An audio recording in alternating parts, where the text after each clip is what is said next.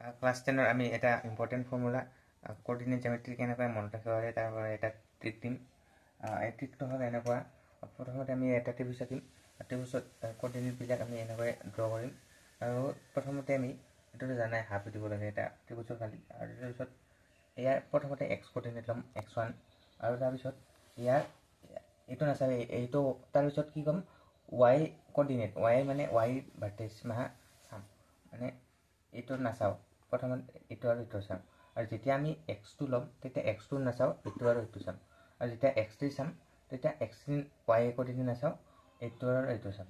এনেকৈ চোৱা, প্ৰথমতে x1 ল'লোঁ, x1 লৈ ইয়াৰ y কোঅৰ্ডিনেট y1টো নাথাকে, কি থাকে y2 মাইনাছ y3, আৰু প্লাছ x2 যেতিয়া ল'ম তেতিয়া এইটো নাথাকে, এই y3 মাইনাছ y1 থাকিব, প্লাছ x3 নাথাকিব y1 মাইনাছ y2।